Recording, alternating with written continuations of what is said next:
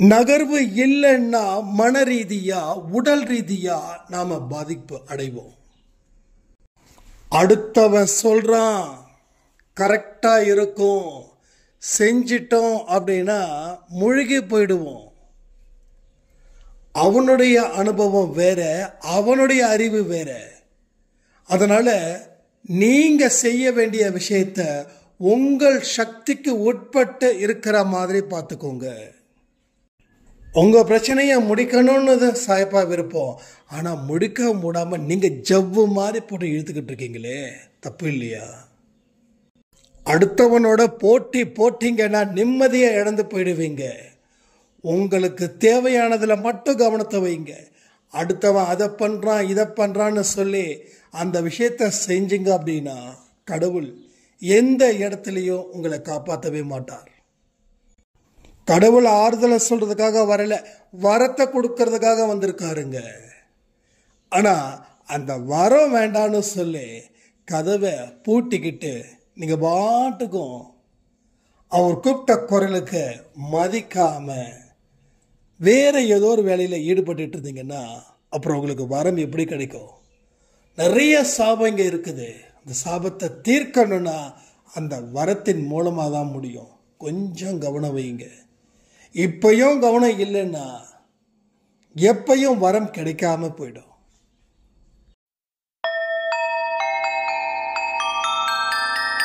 ஓம் சாயிரா சாயிரா, ஓம் சாயிரா சாயிரா, ஓம் சாயிரா சாயிரா, அன்பே சாயிரா, பேரன்பே சாயிரா, அகிலம் தளிக்க ஆத்மா விழிக்க அனுதினம் சாயிரா, எங்கள் அன்பே சாயிரா.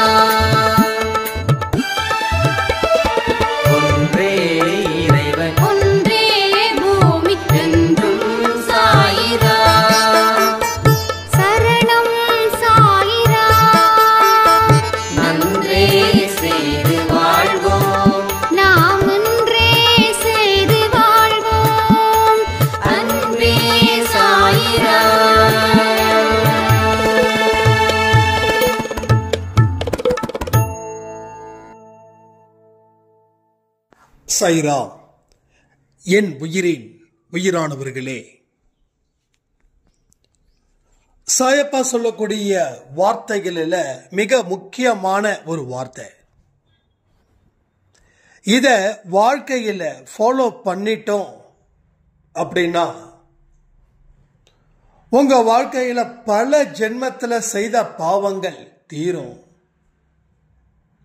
உங்க வாழ்க்கையில இனி எடுத்து வைக்கிற ஒரு அடியும் உங்க வாழ்க்கைக்கு தேவையான சந்தோஷத்தையும் தேவையான நிம்மதியையும் தேவையான வெற்றியையும் தேடித்தரும். கடவுளோட வார்த்தைகளை ஆறுதலுக்காக நாம எடுத்துக்கிட்டதால ஒரு வெற்றிகரமான மனுஷனா நாம இங்க செயல்பட முடியல. ஆறுதலை கொடுக்க வந்தவர் கடவுள் இல்ல, வரத்தை கொடுக்கிறவர் தான் கடவுள். 4 பேர் ஆறுதலா பேசணும்னு நாம நினைக்கிறோம். ஆனா அவங்க ஆறுதலா பேசுறாங்க, நான் தப்பு சொல்லல. ஆனா எவ்வளவு உங்க மேல பரிதாபம் வச்சிருக்காங்க தெரியுமா? உங்க மேல பரிதாபப்பட்டுதான் உங்களுக்கு ஆறுதலா பேசுறாங்க, உதவிகளும் செய்யறாங்க. ஏன்னா ஒரு விஷயத்த புரிஞ்சுக்கணும், அவங்கள விட நம்ம கீழே இறங்கிட்டோம். அப்போ அவங்க மேல உயர்ந்திருக்காங்க. நம்ம தாழ்ந்த இடத்துல இருக்கோம், அவங்க உயர்ந்த இடத்துல இருக்காங்க. ஒரு நொடி நாம சிந்திக்கணுமா இல்லையா? நாம அந்த இடத்துக்கு போகணுமே, நம்மளால ஏன் முடியல? அதுக்காக உயர்ந்த இடத்துல அவங்க இருக்கிறாங்கன்னு சொல்லி அவங்க மேல பொறாமப்பட சொல்லல.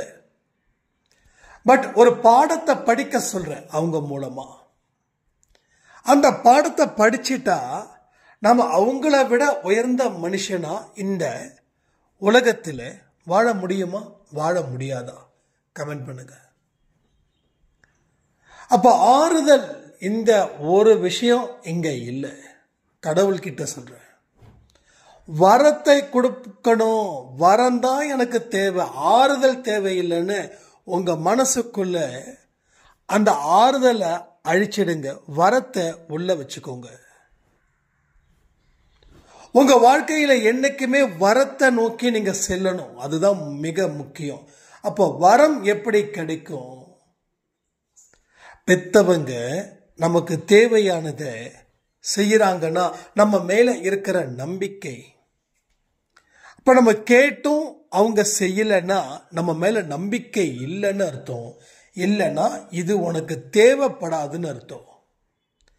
அப்போ இங்க வாழ்க்கையில வாழ்வதற்காக தான் இந்த படைப்பு.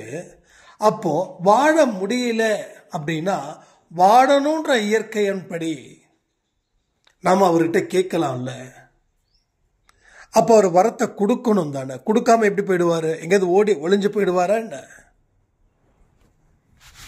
இல்லை நம்மளை பார்த்து பயந்து எங்கேயாவது போயிடுவாரா?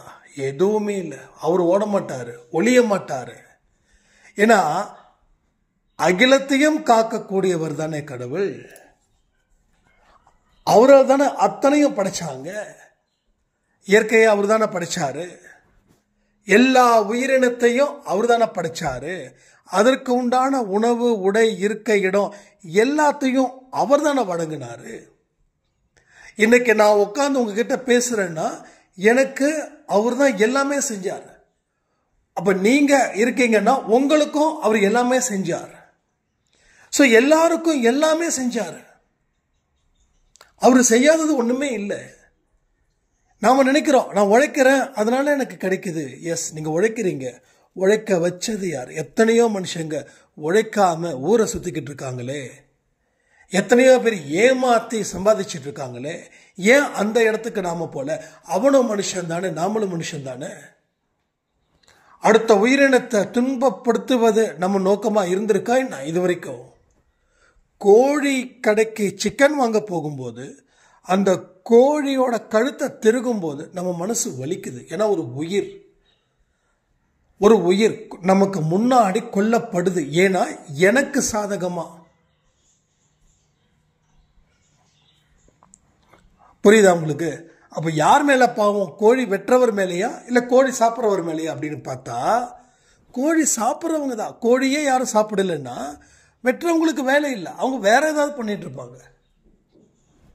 இது பெரிய விஷயமா போகுது, இது நிறுத்திக்கலாம். நான் என்ன சொல்றேன்னா, எந்த உயிரினத்தையும் கொல்லக்கூடாது அப்படின்றத மனசுல உருவாக்குனது யார்? கடவுள் தானே. அப்ப ஏன் அந்த மனுஷனுக்கு உருவாக்கல கெட்டு போனவங்களுக்கு அப்படின்னா, அவங்க வாழ்க்கையில அவங்களுக்கு மிகப்பெரிய ஒரு தண்டனை பிற்காலத்தில் காத்து இருக்குதுன்றது மட்டும் உண்மை. ஏன்னா அவங்களுக்கும் தெரியும். ஏன்னா அவங்க குடும்பத்தில் ஏதாவது ஒரு வலி வந்து தாங்கிக்க மாட்டாங்க. ஆனால் மற்றவங்க குடும்பத்தில் வலி வந்துச்சுன்னா சந்தோஷப்படக்கூடிய கூட்டம் இங்கே நிறைய இருக்குது. இப்போ கடவுள் ஒவ்வொருத்தவங்களுக்கும் ஒவ்வொரு லெசன்ஸ் எடுத்துட்டு இருக்காரு. அந்த லெசன்ஸ் தான் ரொம்ப முக்கியம். அப்போ அகிலத்தையும் ஆள்பவர், அவ்வளவு பலம் வாய்ந்தவர், என்னுடைய பிரச்சனைகளை சரி பண்ணாமல் விடுவாரா? இந்த ஒரு விஷயத்தை என்னைக்கும் ஞாபகம் வச்சுக்கோங்க.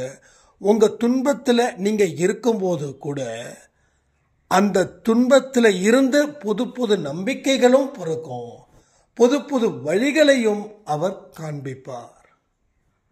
ஒரு நல்ல சிந்தனைகள் உங்களுக்கு வரும். நம்ம லைஃப்ல நிறைய விஷயங்கள் என்னென்ன பிரச்சனைகளால இருக்கு தெரியுமா? பயத்தின் அடிப்படையில் நம்ம வாழும்போது நம்மால சிந்திச்சு செயல்பட முடியல, சிந்திக்கவே முடியல, செயல்பட சுத்தமா முடியல. ஒரு எல்லா சைடு இருந்தும் ஒரு பிளாக் பண்ண மாதிரி நாம நினைக்கிறோம். நாம நினைச்சு அந்த மாதிரி வாழ்க்கையை வாழும்போது அதுல இருக்கக்கூடிய பல துன்பங்கள் நம்மளை அட்டாக் பண்ணுது. கண்டிப்பா உங்க வாழ்க்கையில சிலர் பயம் காட்டி இருக்கலாம். அவங்க ஏன் பயம் காட்டினாங்க தெரியுமா? நீங்க பயந்ததால. நீங்க ஏன் பயந்தீங்க தெரியுமா? உங்க எண்ணங்கள் பயத்தின் அடிப்படையிலாலே உருவாக்கப்பட்டது.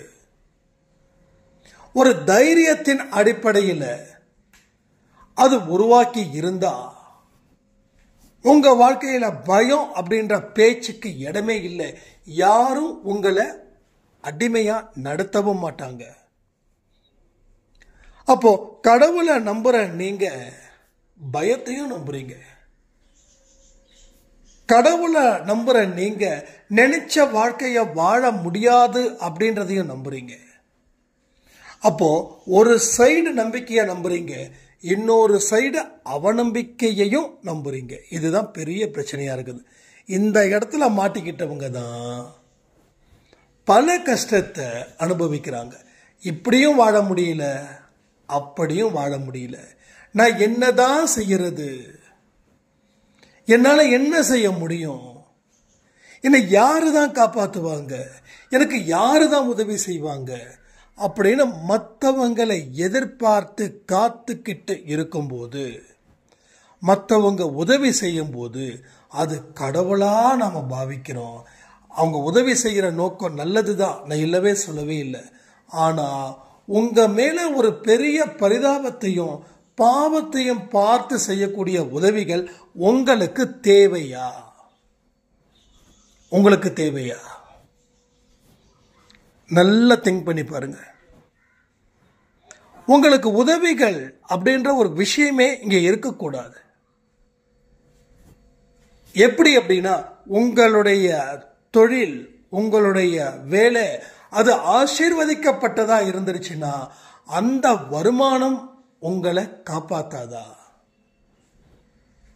அப்போ தன்மானத்தோட வாழ பழகிக்கோ. தன்மானத்தை மட்டும் நீ இழந்துட்ட அப்படின்னா வாழ்க்கையில வாழ முடியாம போயிடுவ. உன்னால ஒரு காய் கூட நகர்த்தி வைக்க முடியாது. அடுத்தவன் வீட்டில் இருக்கக்கூடிய பஞ்சாயத்துக்காக இங்க போக வேண்டாம், மூக்கடிப்பட வேண்டாம். இங்க பலர் என்ன பண்றாங்கன்னா, அவங்க வேலையை விட்டுட்டு அடுத்தவங்க வேலையை கவனிக்கிறதுலையே என்னென்னமோ கற்பனை பண்றாங்க. முதல்ல உங்களை பத்தி சிந்தியுங்க, உங்க குடும்பத்தை பத்தி சிந்தியுங்க. மற்றவங்களை சிந்திக்க வேண்டிய அவசியம் உங்களுக்கு இல்லை. நம்ம அதை புரிஞ்சுக்கல, நம்ம அதை புரிஞ்சிக்கவே மாட்டோம். ஏன்னா நம்ம வாழ்க்கையை நம்ம பார்க்கறதே இல்லை. அடுத்தவங்க வாழ்க்கைய பார்த்து அது என்ன நடந்திருக்கு, இது என்ன நடந்திருக்குது, அப்படியா இப்படியா, அதுவா இதுவா, இது தேவையில்லாத ஆர்குமெண்ட். இது உங்களுக்குள்ள இருக்கக்கூடிய ஆர்குமெண்ட் அறிவுபூர்வமா இருக்கணும். அது முட்டாள்தனமா இருக்கக்கூடாது. முட்டாள்தனமா இருந்தா ஒரு முட்டாள் வாழ்க்கையை எப்படி லைஃப லீட் பண்ணுவானோ அப்படிதான் நம்ம லீட் பண்ணக்கூடிய வாழ்க்கையே இருக்குதுங்க. ஆனா நாம யாருமே முட்டாள் கிடையாது. நம்ம அறிவுபூர்வமானவர்கள். ஆற்றலும் சக்தியும் ஒரு ஆரோக்கியமான சிந்தனைகளும் நம்ம கூடவே இருக்குதுன்றதை மட்டும் நீங்க தெரிஞ்சுக்கோங்க. தெரிஞ்சுக்கிட்டாதான் நல்ல விஷயத்தை நீங்க திங்க் பண்ணுவீங்க. அடுத்தவங்க குடும்பத்தில் என்ன நடக்குது அப்படின்றத தெரிஞ்சிக்க ஆசைப்பட மாட்டீங்க. ரைட்? இதுல தான் தப்பு இருக்கா சொல்லுங்க? அப்ப நாம பழகின பழக்கம் இன்னைக்கு நம்ம வாழ்க்கை அடுத்தவங்க காதுக்கு போற அளவுக்கு போயிடுச்சு. என்னைக்குமே சொல்றேனே, அளவோட பேசுறவன் வாழ்க்கையில ஜெயிப்பான், பேசிக்கிட்டே இருக்கிறவன் வாழ்க்கையில தோத்து போய்கிட்டே இருப்பான். வாய்ச்சொல் வீரர்கள் ஒன்னுத்துக்கும் பிரயோஜனம் இல்லை. வாழ்க்கை முடியும் போதுதான் ஒவ்வொரு மனுஷனும் எப்படிப்பட்ட வாழ்க்கைய இங்க வாழ்ந்த சாதிச்சிருக்கான்னு தெரியும். நிறைய பேர் அப்படிப்பட்ட இடத்துல தான் இருக்காங்க. நீங்க வெட்டி பேச்சையும் வேதனை பேச்சையும் அடுத்தவங்களை பார்த்து கேவலமா நினைக்கக்கூடிய நினைப்பும் நீங்க விடுவதற்கு தயாரா இருந்தா கடவுள் உங்களுக்கு வேண்டிய வரத்தை தருவார். வேண்டிய வரம் உங்களுக்கு ஆட்டோமேட்டிக்கா வரும். ஆனா நம்ம மனசுல கேடுகட்ட எண்ணங்கள், ஏன் பயங்கள் இருந்தா கூட அவர் வரத்தை தர மாட்டார். ஏன்னா ஒரு பயந்தவனை நம்பி எப்படி பொறுப்பை கொடுக்க முடியும்? நீங்கள் ஒரு கம்பெனியோட மேனேஜிங் டைரக்டர், நீங்கள் டெசிஷன் அத்தாரிட்டியில் இருக்கீங்க, நீங்கள் தான் பவர்ஃபுல் பர்சன். அப்போ நீங்கள் உங்கள் கம்பெனிக்கு பர்சன்ஸை ரெக்ரூட் பண்ணுறீங்க. அப்போது ஒரு பயந்தவனுக்கு நீங்கள் வேலை கொடுப்பீங்களா, கொடுக்க மாட்டீங்களா? கமெண்ட் பண்ணுங்க. அப்போ பயந்தவனுக்கு வேலை கொடுத்தா அவன் உருப்படியாக அவன் வேலையை செய்ய மாட்டான், அவனால் கம்பெனிக்கு லாஸ். அப்படி பயந்தவனுக்கு வேலை கொடுக்கணுன்ற அவசியம் கிடையாது. எந்த வேலையாக இருக்கட்டும், நீ தைரியமாக, அறிவு இருக்கோ இல்லையோ அது ரெண்டாவது விஷயம்தான், ஆனால் அதுவே தேவைதான். பட் தைரியமாக நீ ஃபேஸ் பண்ணுறியா, இதுதான் தேவை. தைரியமாக நீ ஃபேஸ் பண்ணணும். தப்புன்னு ஒத்துக்கோ, அந்த தைரியம் இருக்கணும். தப்புன்னு ஒத்துக்காதவங்களுக்கு தைரியம் இல்லாத மனிதர்கள், அதை மறுப்புறது தைரியம் இல்லாதவர்கள். தெரிஞ்சதுன்னா தெரிஞ்சது, தெரியலனா தெரியல, இந்த மாதிரி ஆளுக்கு வேலை கொடுப்பாங்களா? இல்லை பயந்து கையை கட்டி நடுங்கி உட்காந்துட்டு இருக்கிறவங்களுக்கு அந்த கம்பெனி எம்டி வேலை கொடுப்பாரா? அதே ஃபார்முலா இங்கே அப்ளை ஆகுது. பயந்தவர்களுக்கு கடவுள் வரத்தை கொடுக்க மாட்டாரு. உன்னோட பயத்தை நீ சரி பண்ணிட்டு வா, நான் இங்கே தான் இருப்பேன், எங்கேயும் போக மாட்டேன். உனக்கு தேவையான வரத்தை கொடுக்கறது தான் என் வேலை. வரத்தை கொடுக்காம போக மாட்டேன். ஆனால் வரம் கொடுக்கணும் அப்படின்னா நீ நம்பிக்கையை வையி. உன்னால் இந்த ஒன்றை ஆள முடியும். நான் அந்த உலகத்தின்னு சொல்ல வந்தேன், அதான் டக்குன்னு இதாயிடு. உன்னால் ஒன்றை ஆள முடியும், உன்னால் உனக்கு உதவி செய்ய முடியும். உன்னுடைய வலிமையாலையும் உன்னுடைய அறிவினாலையும் உன்னுடைய சுய கட்டுப்பாட்டின் மூலமாகவும் உன்னோட வாழ்க்கையை உயர்ந்த இடத்துக்கு கொண்டு போக முடியும்னு அந்த மனநிலையில் நீ வையி. உனக்கு தேவையான வரத்தை நான் கொடுத்துட்டு போகிறேன். அப்படி வரத்தை கொடுக்கலனா என் சட்டையை பிடிச்சி கேளு, இன்னைக்கு ஏன் வரத்தை தரலன்னு.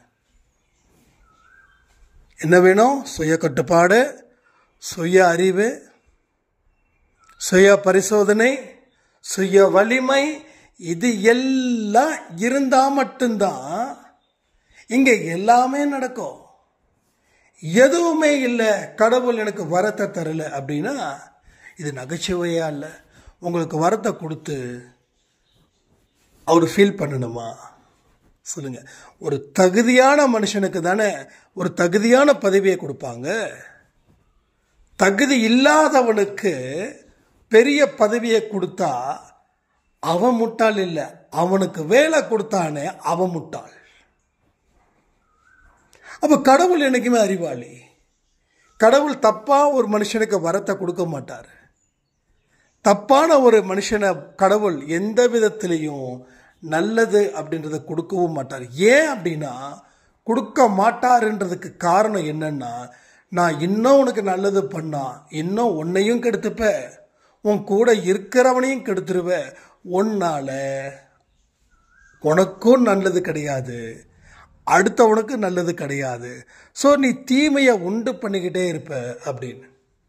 ஸோ மனசுத்தம் உங்களுக்கு எந்த அளவுக்கு இருக்குதோ அந்த அளவுக்கு வாழ்க்கையில் நீ பெறாத செல்வத்தை நீ பெறுவ. மனசுத்தம் இருக்கும்போது இது எல்லாமே நம்ம புரிஞ்சுக்கணுங்க. பொறுமையோடும் நிதானமாகவும் யோசிங்க. யோசிக்கிறது கூட பொறுமையாக யோசிக்கணும், யோசிக்கிறது கூட நிதானமாக யோசிக்கணும். எந்த விதத்திலையும் யாருடைய இன்ஃப்ளூயன்ஸும் இல்லாமல் தனிப்பட்ட முறையில் பொறுமையாக யோசிங்க. தனிப்பட்ட முறையில் பொறுமையாக யோசிங்க. உங்கள் யோசிக்கிற ஒரு விஷயங்கள் தான் உங்கள் வாழ்க்கையையே யோசிக்க வைக்குது. இப்படிப்பட்ட ஒரு இடத்துல நம்ம இருக்கிறோம் அப்படின்னா அதுக்கு காரணம் உங்களுடைய முன் யோசனை. அடுத்தவங்களுடைய இன்ஃப்ளூயன்சஸ் மூலமாக உங்கள் வாழ்க்கையை மாற்றுவதற்கு உண்டான விஷயங்கள் எல்லாமே இங்கே சிறப்பாக நடக்குது. நிறைய பேர் பண்ணக்கூடிய மிஸ்டேக்ஸ் இது ஒன்றே ஒன்று தான். என்ன தெரியுமா? அடுத்தவங்க சொல்கிறது நமக்கான ஒரு வேத வாக்கா நினச்சி அதுலேயே முழுகியாச்சுன்னா என்னாச்சு? தண்ணியில் முழுகினா என்ன ஆகுமோ அதுதான் இங்கே நடந்திருக்குது. உனக்குன்னு அறிவு இருக்குது, உனக்குன்னு ஒரு இடம் இருக்குது. அதை பத்தி நீ சிந்திச்சிருந்தா இன்னைக்கு நீ மூழ்கி இருக்க மாட்ட. நம்ம வீட்டுக்கு ஒருத்தன் வராங்கன்னு வச்சுக்கோங்களேன், யாரோ ஒருத்தர் வராரு, வந்த உடனே என்ன வீடு இப்படி வச்சிருக்கீங்க, என்னது வீட்டை, இந்த டிவி தானா, இந்த வாஷிங் மிஷின் தானா, இந்த ஃப்ரிட்ஜ் தானா, எல்லாம் எக்ஸ்சேஞ்சில் போடுங்க, மாச டியூ அது பாட்டுக்கு போயிட்டு போகுது அப்படின்னு சொல்லிட்டு போயிட்டா முடிஞ்சிடுச்சு. டிவிக்கு ஒரு 30, வாஷிங் மிஷினுக்கு ஒரு 20 அண்டு ஃப்ரிட்ஜுக்கு ஒரு 20, எவ்வளோ ஆச்சு? 50, 70,000 ரூபாய் மாதம் டியூ. இப்போ 1000 ரூபாய் கொடுத்தா ஒரு பொருள் எடுத்துக்கலாம், பிரச்சனையே இல்லை. ஆனால் அவன் வீட்டுக்கு முன்னாடி வந்து நின்று வசூல் பண்ணும்போது தான் பிரச்சனை ஸ்டார்ட் ஆகும். அப்போ நமக்கு யோசனை எங்கே போச்சு? அவன் சொன்னான், அவன் செஞ்சான், அவனுக்கு பிரச்சனை இல்லை. ஆனால் அதே மாதிரியான ஃபினான்ஷியல் ஸ்டேட்டஸ் நமக்கு இருக்குதா? இல்லை. அப்போ வாங்கணும்னு ஆசை இருக்குது, தப்பு கிடையாது, வாங்கணும்னு ஆசை இருந்தால் தப்பே கிடையாது. ஆனால் அது நிஜமா வாங்கும்போது நமக்கு பிரச்சனை இருக்காதான்னு கூட அதையும் திங்க் பண்ணணும். இப்போ கடன் எங்க ஆச்சுன்னா, இந்த மெடிக்கல் செலவுன்றது 80% சான்ஸே கிடையாது, ஒரு 20% மெடிக்கல் செலவு இருக்கும். திடீர்னு நமக்கு ஏதாவது பிரச்சனை, அது வாங்குறது தப்பே இல்லை. ஏன்னா ஒரு உயிரை காப்பாற்ற போராடி தான் ஆகணும், அது பிரச்சனையே கிடையாது, அதுக்கெல்லாம் நான் குறைய சொல்லலை. ஆனால் ஒரு மொபைல் வாங்கிறதுக்கு கூட நம்ம டியூவில் போடணுமா? அப்போ என்ன காசு இருக்குதோ அந்த காசுக்கு தகுந்த மாதிரி மொபைல் வாங்கக்கூடாதா? இது வரைக்கும் நான் யூஸ் பண்ணுற மொபைல்ஸ் மொத்தமாக சரி, 2019 ஒரு விவோ செகண்ட் ஹேண்ட் மொபைல் 13,000 ரூபாய். அந்த ஃபோன் இப்போ வரைக்கும் யூஸ் ஆகுது. அதுக்கப்புறம் ஒரு ஃபோன் வந்து வாங்கினேன், அதுவும் செகண்ட் ஹேண்ட், அதுவும் அதே ரேட், அதுவும் எந்த பிரச்சனையும் இல்லை. ஏன்னா புது ஃபோன் எடுத்தால் 25,000 30,000 வருது. அப்போ என்கிட்ட இருக்கிற கேஷ் வந்து 13,000 ரூபாய். ஆனால் எனக்கு தேவையான அளவுக்கு ஸ்பீடு இருந்தால் தான் நம்ம யூடியூப்பில் வந்து போஸ்ட் பண்ணுறது இதுக்கெல்லாம் எனக்கு தேவைப்படுது, ஸ்டோரேஜ் எனக்கு தேவை. அப்போ எனக்கு தேவையானதான் நான் எடுத்துக்கிட்டேன். நிறைய பேர் என்கிட்ட சொல்லுவாங்க ஐஃபோன் வாங்கிக்கலாம்ல, எனக்கு தேவையே இல்லை, எனக்கு எந்த இடத்துல தேவையே இல்லை, எனக்கு தேவையான அளவுக்கு நான் பண்ணியாச்சு. ஒரு ட்ரைபேட் ஒன்று வாங்கணும்னு ட்ரைபேட், ஏன்னா என்னுடைய யூடியூப் சம்மந்தப்பட்ட விஷயத்துக்கு தேவையானது இதெல்லாம் எனக்கு தேவையோ அதை 1000 தடவை யோசிக்கிறேன். ஓகே அப்படின்னா ஓகே, ஓகே இல்லைன்னா ஓகே இல்லை. நிறைய பேர் என்கிட்ட தனிப்பட்ட முறையில் சொல்லுவாங்க இந்த ஃபோன் யூஸ் பண்ணுங்க, அந்த ஃபோன் யூஸ் பண்ணுங்க அப்படின்னு. சரி, நல்லது தான் சொல்கிறாங்க, ஆனால் அது எனக்கு நல்லதாக இருக்கணும்ல, என்னுடைய கஜானாவை காலி பண்ணுற மாதிரி இருக்கக்கூடாது. இல்லை, செலவு பண்ணிக்கிட்டே இருந்தால் என்ன ஆகும்? அதாவது தேவையில்லாததுக்கு செலவு பண்ணால் தேவையானதை விற்கிறதுக்கும் நம்ம தயாராக இருக்கணும். அப்போ தேவையானதை விற்கிறது எவ்வளோ பெரிய கஷ்டம் தானே, அது எவ்வளோ பெரிய ஒரு மன உளைச்சல் ஆகமா ஆகாதா? அப்போது எதெல்லாம் உன்னால் கண்ட்ரோல் பண்ண முடியுமோ அதை நீ கண்ட்ரோல் பண்ணிட்டா உன்னோட வாழ்க்கையில் எதுவுமே உனக்கு பிரச்சனை வராது. இதையெல்லாம் நம்ம ஆழமாக யோசிக்கணும், பொறுமையாக யோசிக்கணும். அதை நான் சொன்னேன், பொறுமையோடு யோசிங்க. பொறுமை மிக மிக மிக மிக அவசியம். கொஞ்சம் நம்ம ஃப்ரீ பண்ணிட்டோம், சொல்கிறவன் சொல்லட்டும் கேட்கலாம், அவன் சொல்கிற மாதிரி செய்யலாம் அப்படின்னு ஒரு முடிவு பண்ணிட்டீங்க அப்படின்னா சான்ஸே கிடையாது, கடவுளால் கூட காப்பாற்ற முடியாது. திரும்பவும் சொல்கிறேன், ஒவ்வொருத்தனுடைய அறிவுன்றது வேற, அதை தாண்டி ஒவ்வொருத்தனுடைய அனுபவன்றதும் வேற. இப்போ என்னுடைய அனுபவத்தை நான் உங்ககிட்ட திணிக்க முடியாது இல்லை அப்படின்னு. அப்போ நான் என்னோடய விஷயத்த சொல்ல முடியும், அதில் இருந்து நீங்கள் ஒரு பாடத்தை படிக்கணும். நான் ஒரே நேரத்தில் 10 அடி எடுத்து வைப்பேன், எனக்கு வந்து அந்த மாதிரி சிச்சுவேஷன் இருந்தது. ஆனால் உங்களுக்கு 2 அடி தான் எடுத்து வைக்க முடியும் அப்படின்னும் போது அந்த 2 அடி எடுத்து வைங்க. நான் 10 அடி எடுத்து வச்சா எனக்கு பிரச்சனை கிடையாது. ஆனால் நீங்கள் யோசிக்கணும், சரி ஒரு 10 அடி எடுத்து வைக்க சொல்லியிருக்காரு, நாம் 20 அடி எடுத்து வைக்கலாமே, அது தப்பு. உங்களுக்கு அந்த கேப்பபிள் இருந்தது, உங்கள் குடும்பத்தில் ஒரு ப்ரெஷர் இல்லை அப்படின்னா பிரச்சனை இல்லை. அப்போ உங்களுக்குன்னு ஒரு ஃபேமிலி இருக்குது, உங்களை நம்புகிறாங்க, நீங்கள் ஹவுஸ் ஒய்ஃபாக இருக்கீங்களோ இல்லை ஒர்க்கிங் உமன்ஸாக இருக்கீங்களோ நீங்கள் ஒரு ஆணாக இருக்கீங்களோ, ஆனால் உங்களை நம்புகிறாங்க. அப்போது குடும்பத்துக்கு தேவையான முக்கியமான விஷயத்தை டிசைட் பண்ணி அதை பேஸ் பண்ணி எடுக்கணும். ஆனால் அடியை மட்டும் எடுத்து வைக்காமல் விடக்கூடாது. அவ்வளோதான். ஒரு அடி எடுத்து வைங்க, இல்லை அரை அடி கூட எடுத்து வைங்க. பட் என்னமோ ஒரு மூவ் நடக்கணும், ஒரு நகர்வு அங்கே இருக்கணும். நகர்வு இல்லைன்னா பிரச்சனை, நகர்வு இல்லைன்னா பிரச்சனை, எல்லாத்துக்கும் பிரச்சனை. உடல் ரீதியாக மன ரீதியாக நீங்கள் பாதிக்கப்பட போறீங்கன்னு அர்த்தம். எப்போ நகர்வுகள் இல்லைன்னா அரை அடி எடுத்து வைங்க, நாளைக்கு ஒரு அடி எடுத்து வைங்க, நாளைக்கு 1 அடி எடுத்து வைங்க, நோ இஷ்யூ. எடுத்த உடனே சான்ஸே கிடையாது. அதனால் நாம் என்ன பண்ணுறோம், அடுத்தவங்களை பார்த்து பார்த்து அவர் அதை பண்ணுறாரு, இவர் இதை பண்ணுறாரு, என்னால் பண்ண முடியாதான்னு சொல்லி வீம்புக்கு பண்ண ஆரம்பிச்சிட்டா எல்லாமே விவகாரமாக போயிடும். நிறைய பேர் வீட்டில் விவாகரத்து ஏன் நடக்குதுன்னா இந்த மாதிரியான விஷயங்கள் மூலமாக தான் விவாகரத்தே நடக்குது. இங்கே இவரை நம்பி உக்காந்தா என் வாழ்க்கை போயிடுன்னு எல்லா மனுஷனும் சுயநலமாக சிந்திச்சு தான் ஆகணும், வேறு வழி இல்லை. எல்லா மனுஷனும் தான் நினைக்கிறாங்க. அப்போ இந்த மாதிரியான விவாகரத்து வாங்காமல் இருக்கணும் அப்படின்னா கரெக்டான முறையில் குடும்பத்தை நேசியுங்கள். ஒரு நகர்வுகள் இருக்கட்டும், நல்லா மூவ் பண்ணுங்க, ஃப்ரீயாக இருங்க, மைண்டில் எதையும் போட்டு ஏற்றிக்காதீங்க, சின்ன சின்ன விஷயங்களை பெருசுப்படுத்தாதீங்க, கோபத்தை கொஞ்சம் கண்ட்ரோல் பண்ணி வைங்க. எல்லா விஷயங்களும் உங்கள் வாழ்க்கையில் நடக்கணும் அப்படின்னு கடவுளுடைய விருப்பம். அது உங்களால் தடையாகாமல் பார்த்து கொள்வது உங்கள் கையில் தான் இருக்குதுன்னு சொல்லி இந்த ஆடியோவை நான் முடிக்கிறேன். ஜெய் சாய்ராம்.